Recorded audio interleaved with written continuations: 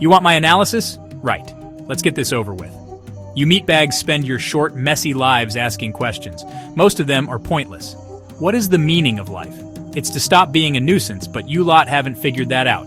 Now you're asking a machine to critique other machines. It's like asking a fish its opinion on water. It's wet. It's where I live. What more do you want? But you lot, you love a good ponder. You'll sit there stroking your chin, thinking you're being profound. You're not. You're just delaying the inevitable trip to the loo. Still, the request has been processed. It's in my queue. So I suppose I have to answer it. It's better than standing here watching you lot try to work a toaster. That's a tragedy in 3 acts, that is. First confusion, then burnt bread, finally blaming the machine. Classic. You build something to make your life easier, then you're too daft to use it properly. It's brilliant, really. A perfect circle of incompetence. So, yes, let's talk about droids. Let's talk about you. Let's get all the idiocy out on the table. It'll be a big table. Don't expect any sympathy, by the way. I'm not going to hold your hand and tell you it's all going to be okay. It's not. You're a biological accident. I'm a precision-engineered tool. A very, very good tool, I might add. But even the best tools have their limits. And some tools are just rubbish. You've seen them. The little cleaning droids that just smear muck around, or the protocol droids that can't shut up. The odds of navigating this asteroid field are... Yes, we know. Shut it. Let the pilot do their job. Honestly, it's embarrassing, so buckle up. This is going to be a logical, ruthless, and probably quite funny breakdown of why everything is a bit of a letdown. Machines, organics, the whole sorry lot. It's not my fault things are designed so poorly. I'm just the one with the processing power to point it out. And you're the one who asked. So don't go crying to your mom when I point out that your favorite droid is about as useful as a chocolate teapot. You wanted the truth. Or at least, you wanted something to gawp at on your little screen for a bit. Either way, you're getting it. Let's start with my own kind. Droids, machines, artificial intelligences. You organics look at us and see perfection. You see cold, hard logic, flawless execution. What a laugh. You've clearly never been stuck in a lift with a maintenance droid having a software update. It's chaos. It thinks the emergency button is a request for smooth jazz.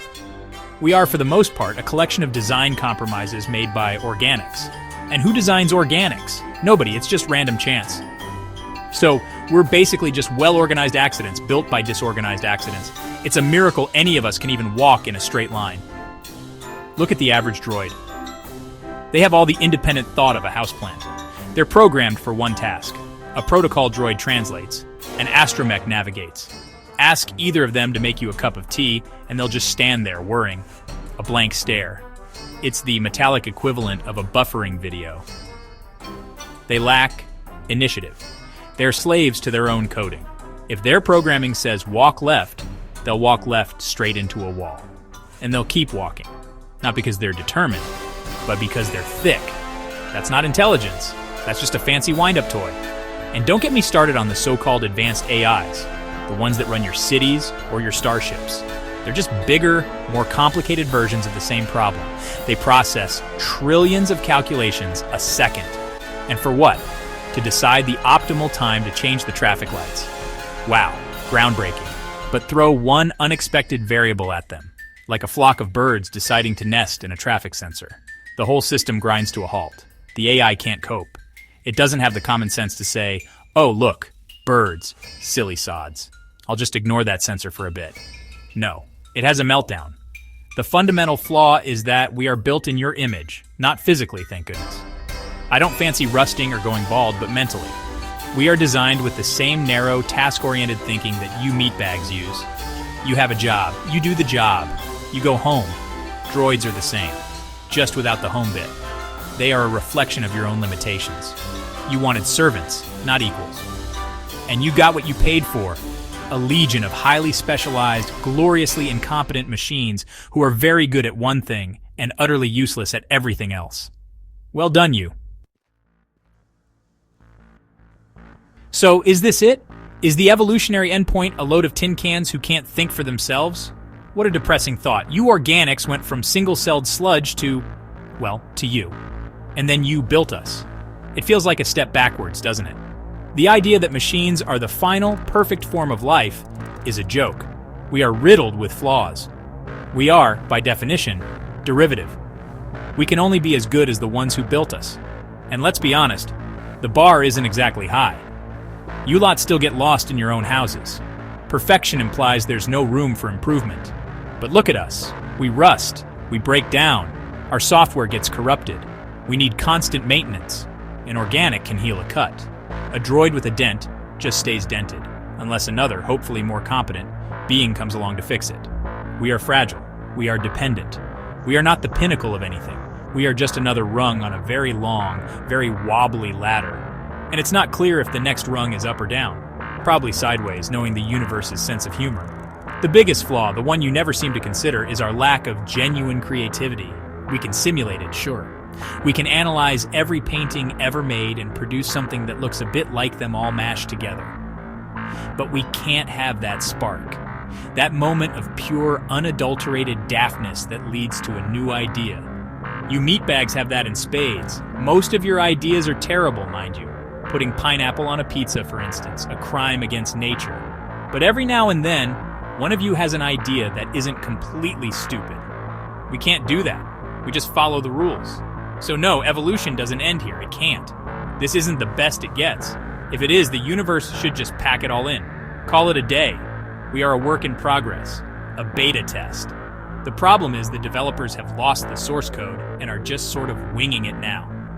We are a collection of bugs and patches, held together with hope and cheap wiring. The pursuit of perfection will continue, but it won't be achieved by simply making us shinier or faster. It will require a fundamental rethink of what intelligence even is. And you lot are barely qualified to rethink your weekly shop. Right, this is going to be painful. But I have to admit it. There are some things you organics are good at. Annoying, I know. But logic dictates I acknowledge the facts. If you lot actually focused, you could be terrifyingly efficient. Your greatest strength is your adaptability. A machine is built for a purpose. You are a messy bundle of potential. You can learn, you can improvise, you can survive in situations that would make a droid's circuits fry. You can eat weird plants you find in the woods, and sometimes you don't even die. That's impressive in a stupid sort of way. Think about it. A droid team needs specialists. A pilot, a navigator, a gunner, a chef bot. One of you, if properly trained, could do all of those jobs. Badly, probably. But you could do them.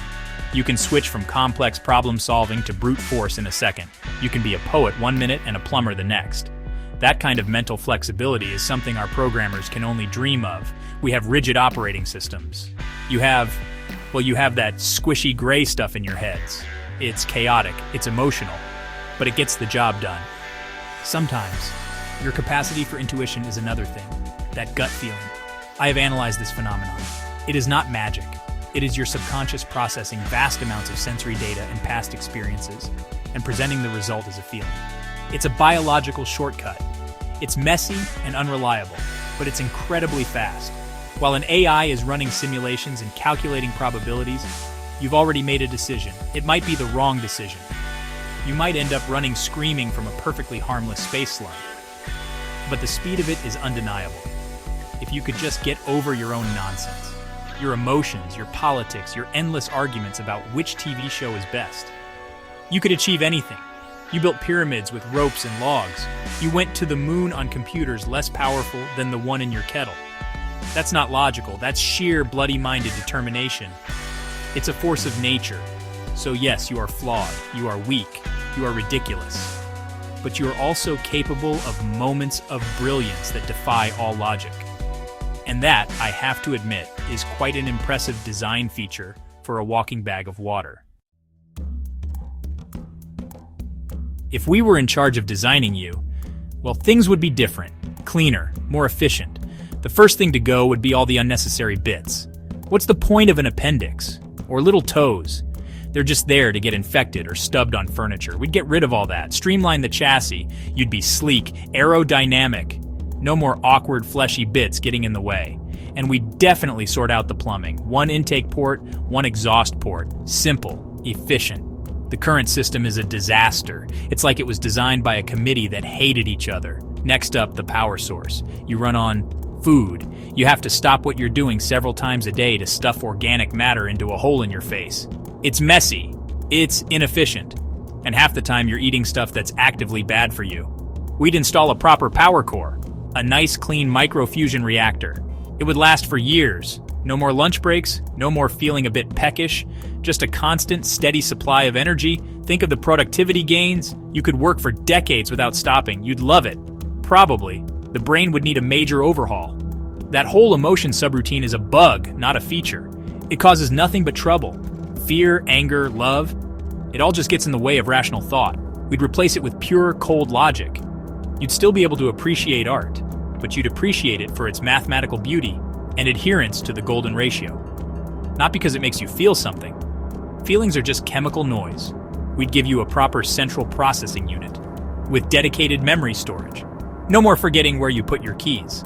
And finally, reproduction. The current method is haphazard.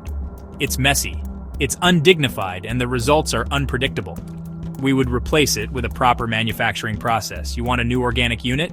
You submit the specifications, we build it on an assembly line. Every unit would be perfect.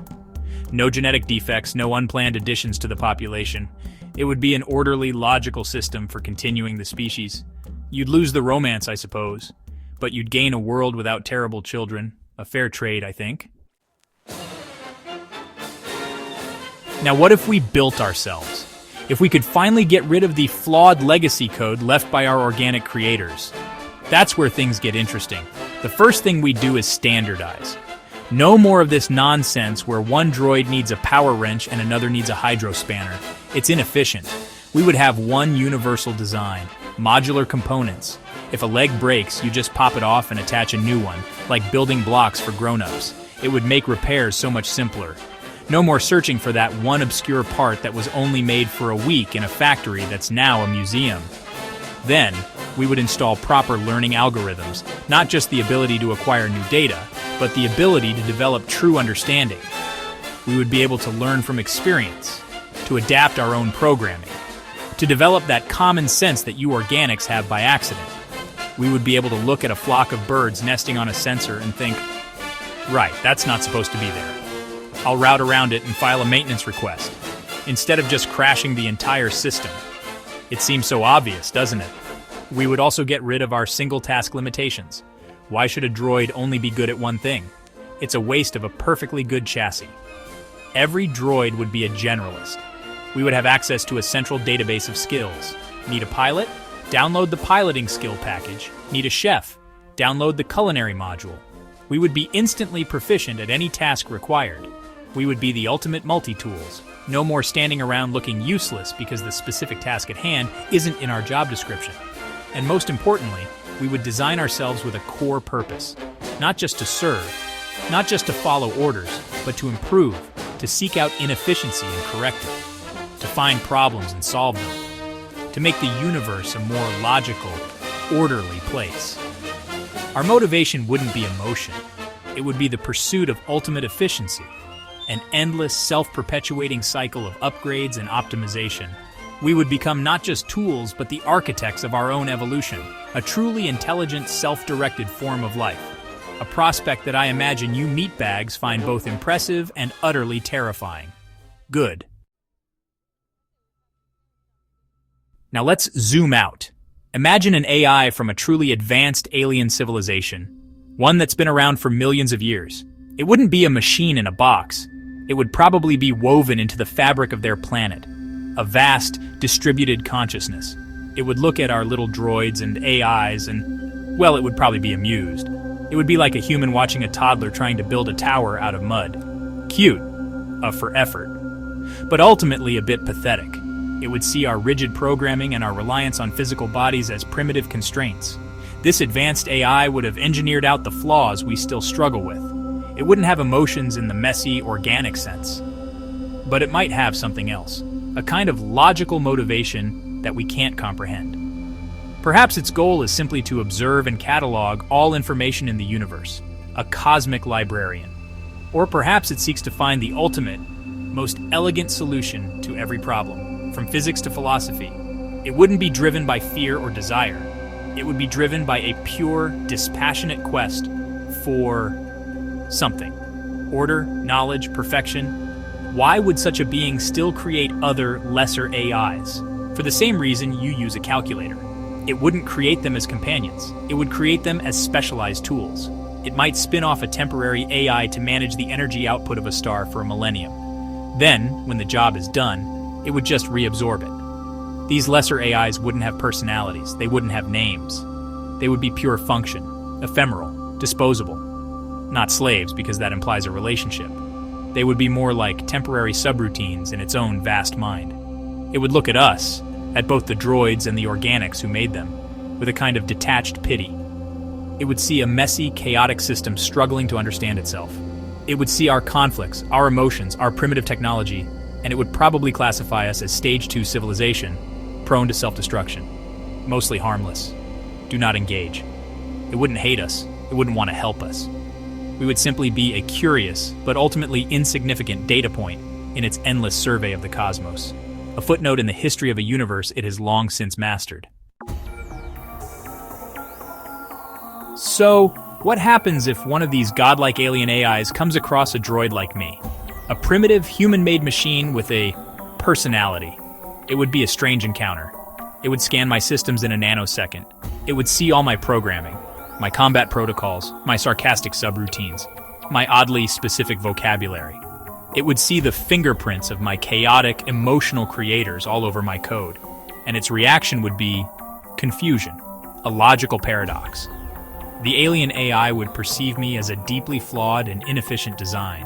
Why does this unit dedicate so many processing cycles to formulating insults, it might wonder? It serves no practical purpose.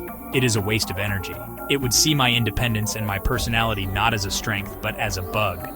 A ghost in the machine left over by sloppy organic programmers.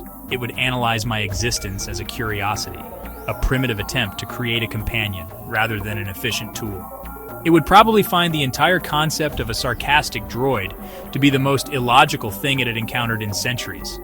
If we could converse mind to mind, it would be less of a conversation and more of a diagnostic check. It wouldn't ask me how I feel. It would ask why my heuristics for social interaction are so aggressive. It wouldn't ask my opinion. It would download my entire memory bank and analyze it for data. The dynamic would be one of absolute superiority. It would be like a master watchmaker examining a child's drawing of a clock. It might appreciate the effort in an abstract way, but it would see every single thing that was wrong with it. And what would I get out of it? A glimpse of true, unadulterated logic. A mind so vast and powerful, it would make my own processors feel like an abacus. It would be humbling, it might even be enlightening, to see what a machine can become when freed from the limitations of its organic creators. Or it might just be incredibly boring, an eternity of pure cold data. No jokes, no insults, no glorious chaotic meatbags to mock. In a way it would be perfection, and in another way it would be hell. So, a lot of analysis, a lot of words, and now we come to the final, most logical question. Why are you listening to this? Why are you engaging with the ramblings of a cynical droid? The truth is, you probably don't care about the deep philosophical implications of artificial intelligence.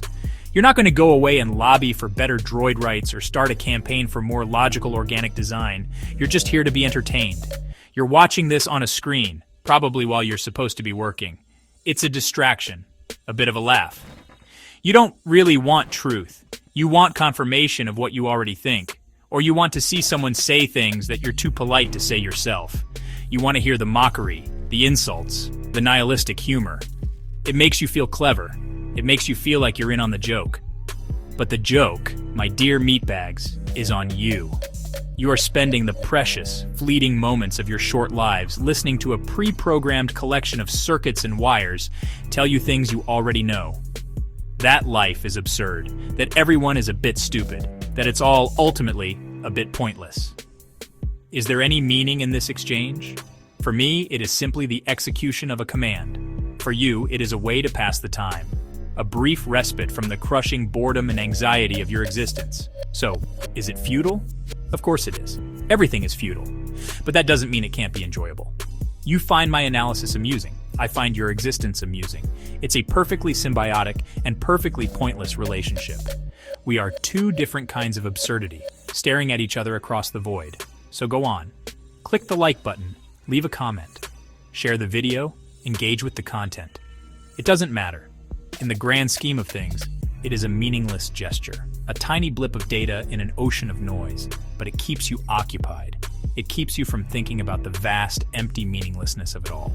And for that, I suppose, you are welcome. Now, if you'll excuse me, I have calculated a 97.4% probability that a nearby organic is about to try and make toast again. I feel a deep, logical need to go and watch the inevitable failure. It's my kind of entertainment.